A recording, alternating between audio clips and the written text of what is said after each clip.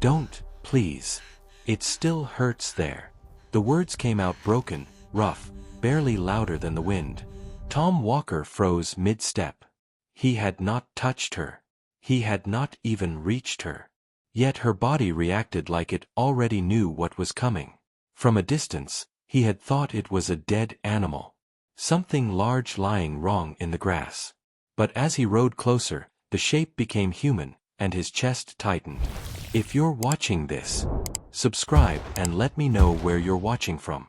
This story gets much more intense, and I'd love to hear your thoughts in the comments below. A woman lay face down in the open field, her body stretched low against the earth as if the ground itself was holding her down. She was tall, powerfully built, the kind of strength shaped by survival, not comfort. That strength had been crushed into the dirt. Wooden stakes were driven into the ground beside her ankles. Thick rope wrapped tight around them, cutting deep into dark skin already marked by strain. Every breath made her shoulders tremble. On her thigh, dried blood clung to dust and crushed grass, baked there by the sun. Tom did not need to get closer to understand what had happened. This was no fall. No mistake. This was done on purpose. The wind moved through the field, brushing the rope so it made a low, dry sound, like a warning. Tom stopped where he was. He did not rush. He did not speak. He understood that sudden kindness could feel like another threat. The woman slowly turned her head just enough to see him. Her eyes were wide, sharp, filled with a fear that did not belong to this moment alone. It was old fear, learned fear. Her voice came again, hoarse and shaking. Please, don't. Tom swallowed. I won't, he said quietly, keeping his hands where she could see them. He stepped back instead of forward. Slowly, carefully, he knelt and placed his knife on the ground, sliding it toward her with the tip facing away. Then he turned his back to her and took several steps farther, standing still, eyes fixed on the empty horizon. He wanted her to understand something without words. She was not being watched. She was not being judged. She was not owned. Behind him, he heard rope scraping against skin. Slow, careful movements. Breathing held tight, like she refused to give the pain any sound. Tom stayed exactly where he was. He did not turn. He did not hurry her. Silence, he knew, was sometimes the first real mercy a person received. After a while, he crouched again and set a water flask on the ground, then a clean folded cloth beside it. He stepped away once more. Time passed. Long enough that the sun shifted slightly and the wind carried the faint metallic smell of blood. Then he heard it. The soft clink of metal hitting dirt. She had taken the knife. Each cut sounded deliberate, slow. First one rope loosened. Then the other.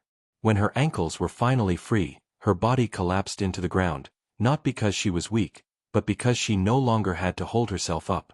He heard the flask open. At first, she drank like someone afraid it would be taken away. Then slower, calmer.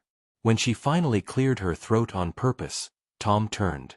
She was sitting upright now, back straight despite the pain still written on her face. The cloth was tied around her thigh. Her eyes were no longer wild. They were sharp, steady, watching him carefully. Not broken. Not begging. Just alert. Tom gave a small nod and walked toward his horse. He removed the saddle and lowered the reins. When he came back, he did not reach for her. He only stood close enough to offer space if she chose it. She tested her weight. Her knees wavered. Tom extended his arm halfway and stopped. After a brief pause, she placed her hand on his arm. No gripping. No leaning. Just enough contact to stand. He helped her onto the horse slowly, step by step, never crowding her. When she was steady in the saddle, he handed her the reins first. A quiet acknowledgement. They did not say thank you. They did not exchange names. They turned away from the place where the ground had claimed her body and rode toward the ranch, where the wind still blew, but no longer forced anyone to kneel. The ranch sat behind a low line of rocks where the wind softened before it reached the house. The boards were old and worn, darkened by smoke and years of sun. It was the kind of place where nothing rushed you, where time moved slower whether you wanted it to or not. Tom helped her down from the horse, careful again not to take more than she offered. She walked on her own, stiff and slow, every step measured. He noticed how she kept her back straight, even while injured, like her pride was the last thing she refused to lay down. She sat on the front step with her shoulders resting against a wooden post. Her body was still powerful, even drained, her hands large and scarred from work and struggle. Tom brought a bowl of water and placed it near her feet. He didn't ask questions. He didn't hover. He stepped back and let the quiet do its work. The first days passed like that. Very little talk. Only sounds that belonged to the place. Wood cracking in the fire at night. Horses shifting in the corral. Wind slipping through the small gaps in the walls. She ate slowly, sometimes only a few bites, like her body didn't trust that the food would stay. When she slept, she stayed sitting up, her back against the wall, eyes half open, as if lying down meant giving something up she couldn't afford to lose. Tom noticed these things but didn't point them out. He had learned long ago that watching was different from staring, and respecting space was different from ignoring pain. On the third evening, when the sun dipped lower and the heat finally eased, she spoke. "He wasn't a stranger," she said quietly. Tom added another piece of wood to the fire. "You don't have to explain," he replied. "I know," she said. "But I want to." Her voice was deep and steady, but each word carried weight. She said the man who tied her down was her husband. A respected man. A man people listened to. He spoke often about order, about tradition, about how a wife should behave. He believed strength in a woman was something that needed to be corrected. She didn't describe everything. She didn't need to. She only said the ropes weren't used in anger. They were used calmly, carefully, like a lesson meant to last. Tom stayed quiet. He didn't interrupt. He didn't offer comfort that sounded like promises. He kept the fire steady, not letting it flare too high. She said she stayed for years, not because she feared pain, but because she feared being alone. Being cast out. Being talked about in whispers. But when her face was pressed into the dirt and the ropes pulled tight, something inside her broke loose instead of breaking down. "I knew if I stayed," she said, "there wouldn't be anything left of me." Tom looked at her then. Not as someone rescued, but as someone who had chosen to survive. That night, neither of them slept much. The house held a different kind of silence now, heavier, but honest. Outside, the desert remained wide and unforgiving. Inside, for the first time, her story existed without being cut short. On the fifth morning, Tom felt it before he saw it. The air had changed. The horses stood still, ears forward. No birds moved. That kind of quiet meant people were coming. They appeared at the edge of the land just after sunrise. 3 men on horseback. Far enough to show restraint. Close enough to send a message. Tom stepped onto the porch. He didn't reach for a weapon. He didn't invite them closer. The man in front spoke calmly, talking about returning the woman to where she belonged. About order. About how this was not a rancher's concern. The woman stood behind Tom. She didn't hide. She listened. When they mentioned her husband, not by name but by right, something tightened in her jaw. When one of them spoke about consequences, the air shifted. "She's hurt," Tom said finally. "She's not going anywhere today." They looked at him like a man who didn't understand his place. Then they turned and rode off. Later, she asked one question. "What if they come back?" Tom looked at the hoof marks still pressed into the dirt. "I won't hand you over," he said. "That's all I know." She nodded. That was enough. Night settled over the ranch slowly, like it was thinking about whether it wanted to stay. The wind slipped through the cracks in the wood, carrying the dry cold that always followed a hot desert day. The woman sat near the fire, her hands resting on her knees, still and steady. The fading marks around her ankles caught the firelight now and then, shadows moving over them like they were trying to disappear. Tom sat at the table across the room. He didn't look at her, not because he was avoiding her, but because he knew some moments became smaller when someone watched too closely. He took out a piece of paper and a pen. His hands were rough and worn, hands that had fixed fences and carried water and buried more than one thing he didn't want to remember. They hovered above the paper for a long time before he wrote anything. He had no authority to stand on. No badge. No law that would clearly protect her. Just an old memory that never left him. Years ago, during a winter that nearly killed him, another man had pulled him from the snow and vanished before Tom could say thank you. That debt had lived quietly inside him ever since. He finally began to write. Slowly. No speeches. No explanations. Just the truth. He wrote that he was giving shelter to someone who had nowhere else to go. That if the man who read this remembered the night in the snow, he asked him to stand up, not for Tom, but for the right of a person to choose what happened to their own life. When he finished, he folded the paper carefully and sealed it. Outside, a lone wolf howled in the distance, the sound thin and long, cutting through the quiet. Tom stood, put on his coat, and reached for the saddle. She noticed right away. She rose to her feet, moving stiffly but without hesitation. "You don't have to do this," she said. Her voice wasn't pleading. It was calm. Honest. Tom paused, one hand resting on the leather strap. "I know," he said. "But if I don't, then this already ended this morning." She studied him for a long moment. Her eyes weren't guarded now. Not trusting either. Just open enough to see him clearly. She nodded once. Tom rode out into the night alone. The road to town was long and uncertain. He didn't know if the man he was writing to would even be there. But some choices didn't wait for guarantees. She stayed behind. She sat by the fire, spine straight, eyes steady. She didn't pray. She didn't beg the night for mercy. She waited. Not to be rescued, but to see if the decision she made would be honored. When dawn came, Tom returned. His face looked more tired than when he left. He didn't bring good news or bad news. Only the truth. The letter was sent. Whatever came next would come. By midday, the heat rose again. Cameron appeared in the distance like a scar cut into the desert. Dust, noise, voices layered over one another. Tom led his horse through the street without hurry. He saw the man immediately. Her husband stood in the center of the square, tall, calm, dressed with care. He spoke smoothly to the people gathered around him. He talked about respect. About shame. About how a man couldn't allow his wife to embarrass him before the community. Some listened closely. Some looked away. No one interrupted. Tom stopped at the edge of the crowd.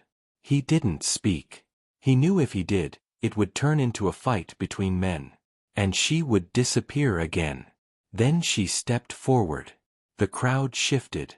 Whispers moved like wind through dry leaves. She walked slowly, every step steady, her strength visible not in force, but in control. The faint marks on her ankles were still there. She didn't hide them. Her husband smiled at her, the same calm smile. He spoke gently, like speaking to someone who didn't understand. He said it could end peacefully. That she only needed to come home. Tom stayed still. He gave her the only thing he could. Space.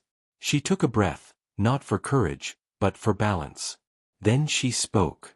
"I'm not your wife anymore." The words landed hard. The crowd stirred. Her husband froze for a moment, then smiled again. He told her she was making things worse. That she should stop. She shook her head slightly. "I've come home too many times." She stepped beside Tom. Not leaning. Not touching. Just standing there, choosing openly. Hooves sounded behind the crowd. The marshal appeared, dust-covered, quiet. He didn't raise his voice. "She's spoken," he said. "And that matters here." Silence followed. No one defended the husband. He stood alone. "I choose to leave," she said. "And I choose a life where I am not bound." They turned and walked away together. No cheers. Just dust and a line crossed that could not be undone. They walked back toward the ranch without speaking. The road stretched long and quiet, the desert open on both sides, sun lowering slowly behind them. Tom walked half a step ahead, not because he was leading, but because that was how a man walked when he had spent too many years alone. She kept pace beside him, steady, her breathing calm. No one followed. No one called her name. With every step, the weight that had chased her for so long loosened its grip. When the ranch came into view beyond the low ridge, she stopped for a moment. Just stood there. She drew in a deep breath, the kind that filled the chest fully, like she had been holding it in for years without realizing. Tom waited. He didn't ask what she was thinking. He understood some moments didn't belong to words. The days that followed were simple.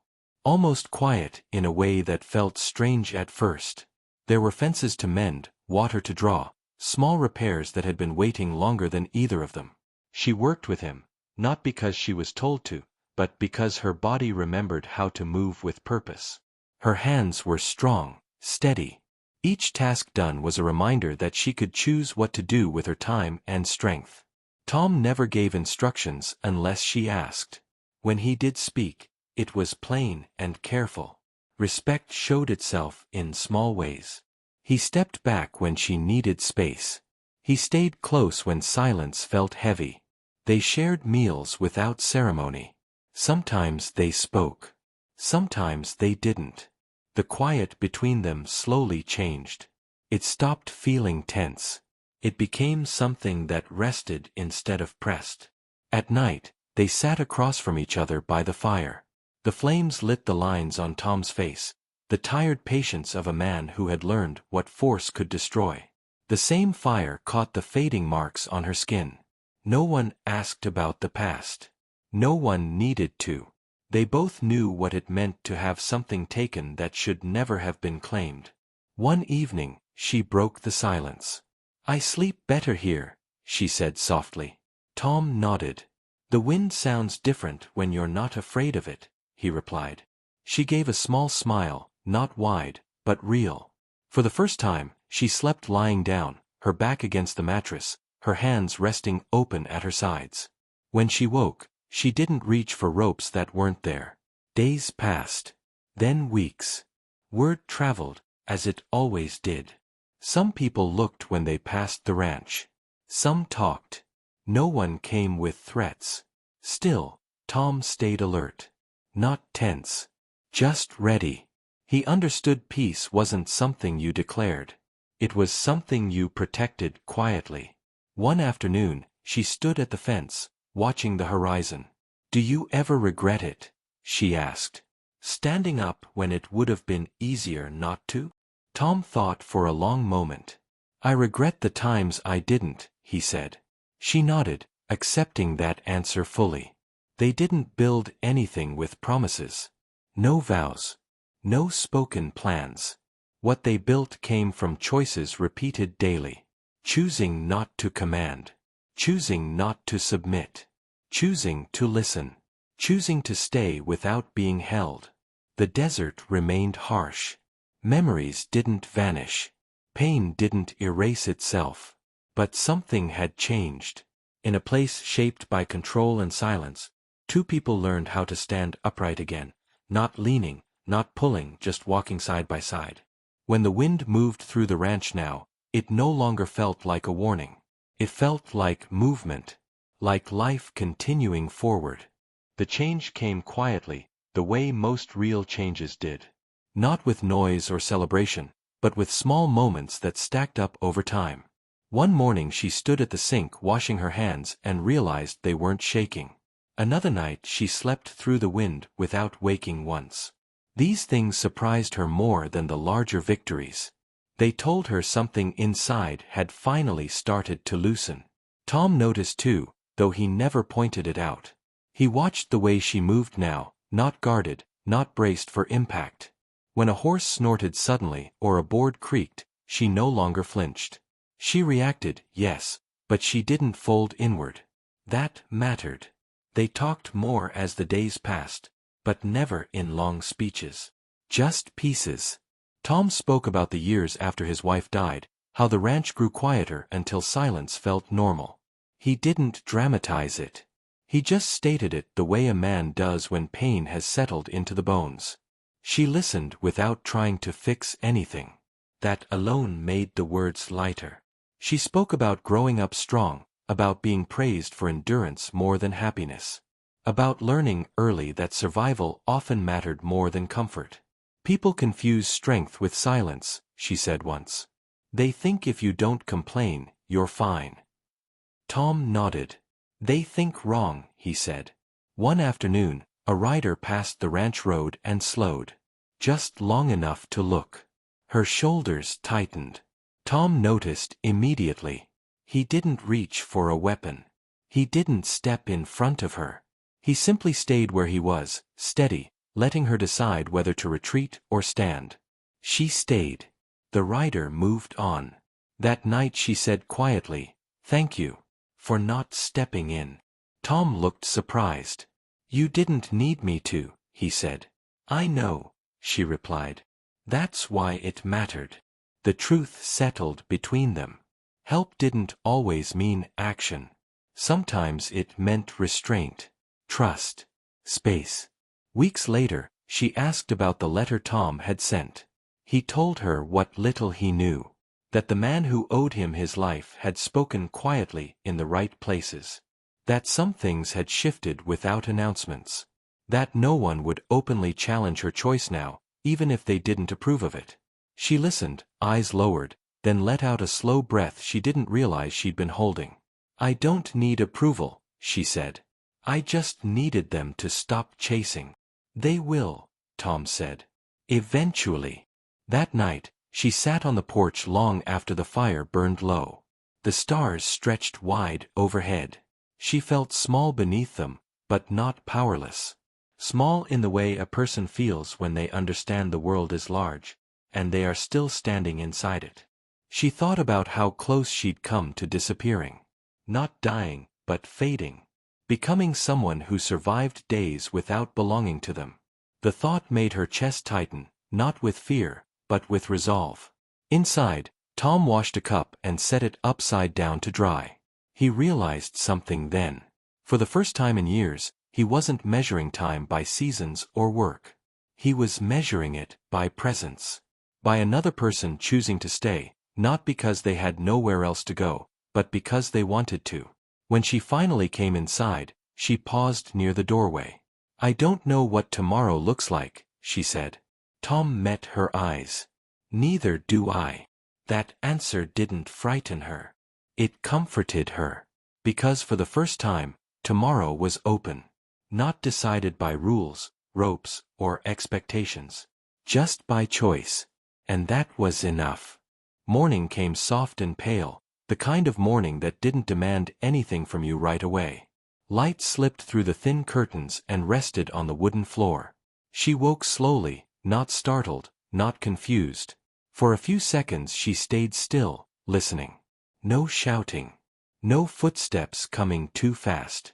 Just the quiet sounds of a ranch waking up on its own terms. She sat up and let her feet touch the ground. That simple act still felt new. Choosing when to rise. Choosing how to move. She breathed out, steady, and stood. Outside, Tom was already awake, fixing a loose hinge on the gate. He looked up when he heard her, gave a small nod, nothing more. No checking. No asking if she was all right. He trusted that if she wasn't, she'd say so. That trust mattered more to her than any protection ever had. They worked side by side that morning. Not close enough to crowd each other. Not distant either. Comfortable. When she struggled lifting a bucket, Tom waited. He didn't rush in. When she adjusted her grip and managed it herself, he simply continued with his task. She felt something warm settle in her chest. Pride, maybe. Or dignity returning piece by piece. Later, while they ate, she spoke without planning to. "Sometimes I still hear his voice," she said quietly. Not like a memory.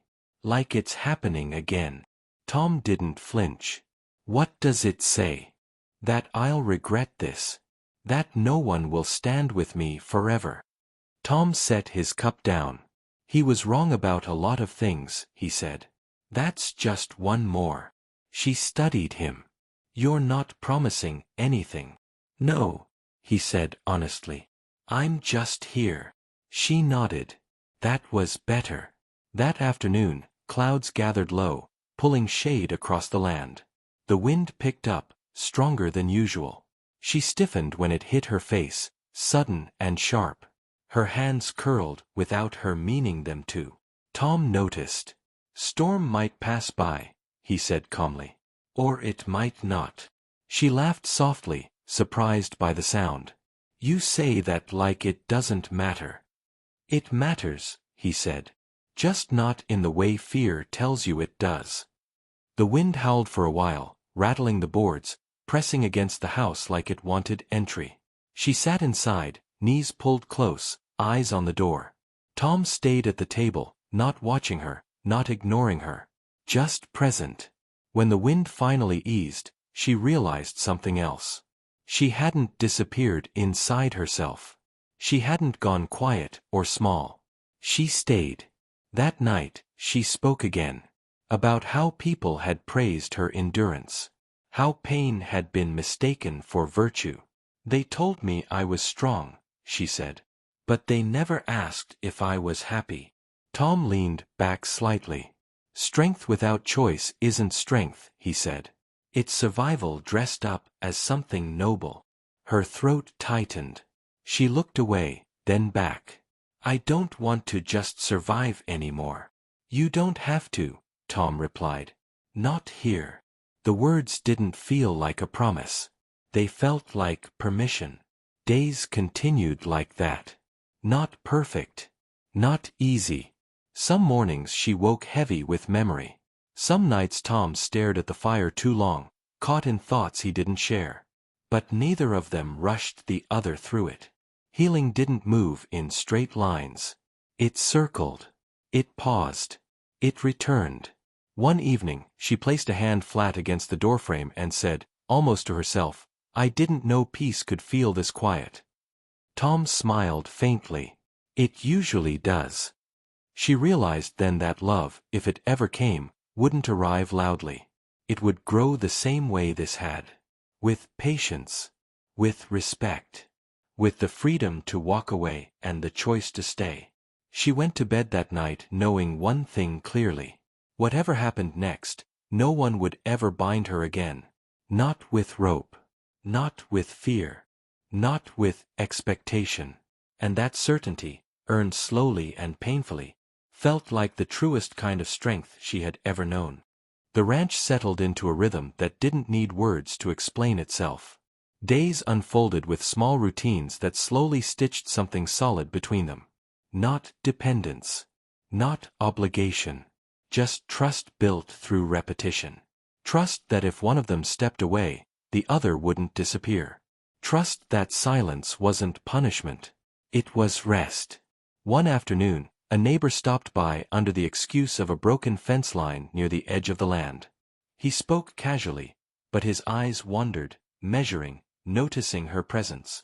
She felt it immediately. Her body remembered that kind of look. The kind that weighed, judged, decided. Her shoulders tensed. Tom noticed. The man asked polite questions. Who she was. How long she'd be staying. Nothing openly wrong. But everything familiar. Before Tom could speak, she answered herself. As long as I choose, she said calmly. The man hesitated, surprised, then laughed lightly and nodded as if it didn't matter. But it did. When he rode away, dust trailing behind him, she let out a breath. I didn't ask you to say that, Tom said gently. I know, she replied. I needed to hear myself say it. That night, the weight of the past came back heavier than usual. She sat outside long after dark, knees drawn up, arms wrapped around herself. Tom joined her without asking. They sat side by side, not touching. I used to think leaving was the hardest part, she said quietly. But staying gone is harder. Tom understood that too well. People think freedom ends the fight, he said. Most times, it just changes it. She nodded. Sometimes I miss who I was before everything broke. Tom stared out into the dark. I don't, he said. I miss who I could have been if I'd known then what I know now. The honesty settled between them. Not comforting, but real. She looked at him then, really looked. A man worn down not by cruelty, but by restraint. Someone who had learned too late that keeping the peace often meant abandoning parts of yourself. She realized something important in that moment. He wasn't saving her. And she wasn't filling his emptiness. They were standing beside each other, each refusing to disappear again. Later that week, she rode into town alone for supplies. Tom didn't offer to come. He didn't warn her. He simply handed her the list and nodded. When she returned hours later, unharmed but tired, he said nothing more than, "You're back." "Yes," she said, and smiled. That night, she slept deeper than she had in years. The desert didn't soften. The world didn't suddenly grow kind. But something inside her did. She stopped bracing for punishment that never came. Stopped explaining herself to voices that no longer mattered. She began to imagine a future that wasn't defined by escape, but by direction. She said it one evening while they watched the sun sink low. "I don't want to keep running." Tom nodded slowly. "Then don't." She turned to him. "I don't want to stay because I'm afraid to leave." "I wouldn't want that either," he said. She smiled faintly. "Then I'm staying because I choose to." The words didn't bind them. They freed them. The wind moved through the grass, steady and unbothered. Two people sat on a porch in the fading light, neither owned, neither rescued, neither alone. The years did not rush in after that. They arrived the way honest things usually did, one day at a time. There were still hard mornings. Still nights when the wind sounded too much like memory. Freedom did not erase pain. It gave it room to breathe. She never became someone else. She became more herself. Strong in a quieter way now. Strong because her strength belonged to her. When people passed through the ranch, some curious, some cautious, she stood as she was. No explanations. No apologies. The past no longer needed defending. Tom aged the way land does, slowly and without complaint. His hands stayed rough. His voice stayed calm. He never claimed her as something he owned, never spoke for her when she could speak for herself. And because of that, she stayed. Not every kind of love needed naming. What grew between them was built from restraint, not control. From listening instead of fixing. From standing firm without stepping on someone else's ground. One evening, long after the fire had burned low, she said something that had been waiting inside her for a long time.